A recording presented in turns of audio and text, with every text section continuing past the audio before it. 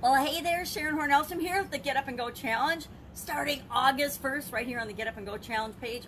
30-day challenge, free of course, as usual.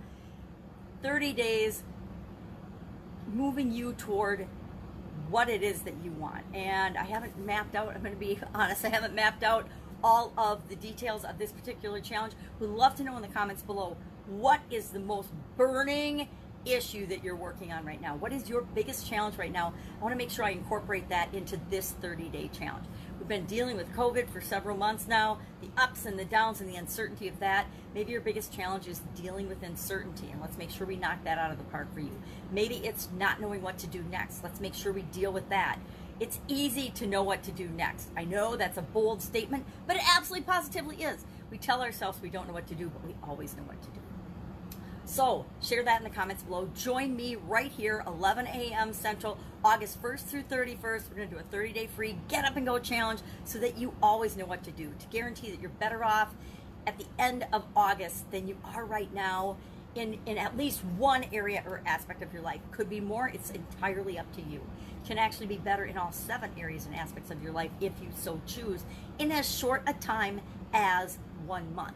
Yep, in days, not years. So, what is our topic for today as we're warming up to the Get Up and Go challenge starting August 1st? It is who's responsible. It is the answer. The answer is always you. You are 100% responsible for everything.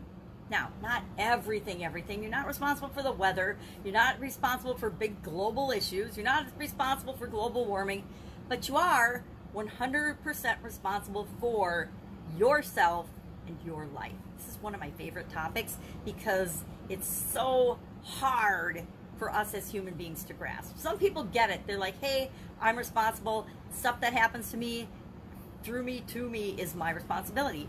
Now, that means, yeah, I'm responsible for my choices, my decisions, my emotions, my reactions, my course in life. I'm responsible for how much effort and energy I do put into things, what I do put into things. I'm responsible for anything that I have the ability to choose. And guess what? We all have a whole lot more freedom and personal freedom to choose, and personal power, I guess, than we give ourselves credit for, or than we feel like. The world around us, meaning whatever, however you feel and believe and define that, does the best job it possibly can to make us individually feel small and powerless. Yet, there are those among the human race that stand up and say no. No to the bureaucracy, no to politics, no to negative influences, because they know that by taking 100% responsibility for their lives and how they make choices and respond and create and what they think about and feel, they have the ultimate power and freedom to decide and choose and set the direction in the course of their life. And more people, I don't call it awakening, it's called awakening. More and more people are realizing that if they want to be free, if they want to have personal power and control over their life and be able to make the choices and do what they want, they have to take responsibility for those choices. That means taking responsibility for the consequences of our choices, the way and the results of the things that we do and say. And the choices that we make. In businesses, I've been a business owner for a really long time. The law says and holds a business owner or manager in several cases in bigger organizations responsible for everything that happens in their area of power or influence. So if I'm a manager of a department in a big corporation and one of my other managers or employees sexually harasses someone else or behaves in negative racist ways or whatever it might be that are illegal, I am held responsible as well as that person, whether I know that it's going on or not, whether I know the behavior is going on or not. It's my job and my responsibility to make sure those things don't happen, that the people that report to me or are under my control, not my control, but under my jurisdiction in an organization, don't do anything illegal or wrong according to the law. Or not only is the person that actually does it responsible, but so am I. Now, that's a stretch. It's kind of like when parents are punished for the actions of their teenage kids Is that really right? No, I don't think it's right. But I do know that that's the way the law is written. So if I'm in a position of power, or if I'm in a leadership position in an organization, I know that I better be aware of and keep track of what all the people that report to me are doing, or I could find myself in legal trouble.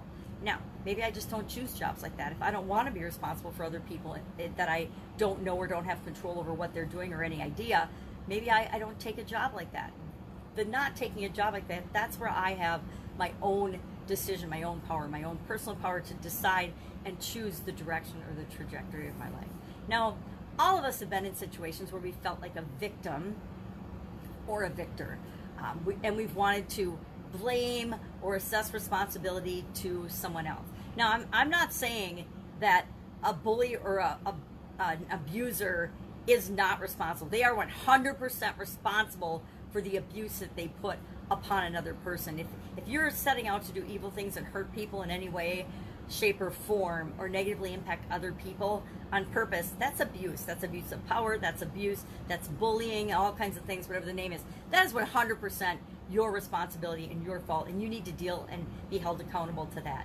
It's not the person that's abused or the victim in that case. There are true situations where there's evil and there's people that are victims. I'm not talking about that here. I'm talking about, and then once you're a victim, you have the responsibility to choose how you're going to respond to that experience. So that's the part that you have responsibility in, but how you're going to deal with, and we all have that, right? It's up to all of us, and we're all getting a lot of practice in it in 2020. We're all getting to figure out how do we respond to things that are absolutely positively outside of our control. COVID-19 has impacted each and every one of us in a different way, but each and every one of us are 100% personally responsible for our own reaction and action and response to the COVID-19 pandemic. Are we pushing against it? Are we fighting for things to go back to exactly the way they were? Or are we saying, this happened out of my control, how am I going to make sure that my life is better off moving forward? How am I going to take care of myself and those I love and care about moving forward? So again, if we want freedom, if we want personal power, we also have to take the flip side of that, which is 100% responsibility for ourselves, our lives, our actions, and our choices.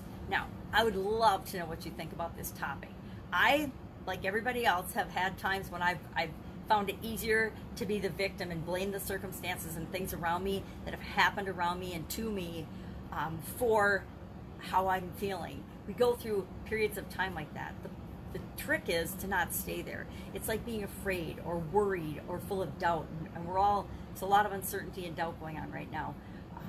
But we don't have to stay in those feelings. We have to, at some point, switch from talking about the problem to focusing on the solution. And the faster we do that, the faster we're taking back our personal power and increasing our freedom. Love to know what you think about this topic. Again, it's one of my favorites. I could probably talk about it for days, but I won't. Go out, make it an awesome day. Again, don't forget about the new challenge starting August 1st. I'm working on putting a funnel up so that we can sign up for it there. But otherwise, just show up on the page August 1st. Make sure that if you want the inside scoop and to be really involved and engaged in a more private conversation where you can really be yourself and not have to worry about it getting shared out into the world, join the private Get Up and Go Challenge group. And that's where we'll have the discussions. That's where I like to have a little homework assignment or a little action that we take every single day of the challenges that I do. So that's where you'll do your homework too as well, is within the group, not on the page. But the page is public and open to everybody, so everybody can see the daily lesson or the daily action or the daily challenge. And then if you want to participate and do your homework, make sure you join the private group as well.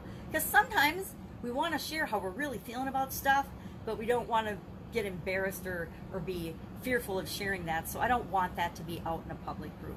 I know I don't like to share in public groups when people are doing challenges and they have public groups and ask for your homework and your input and bearing your soul. Not going to do that when it's not my group or the people that I know, because I screen people and make sure that they're good people when they go in.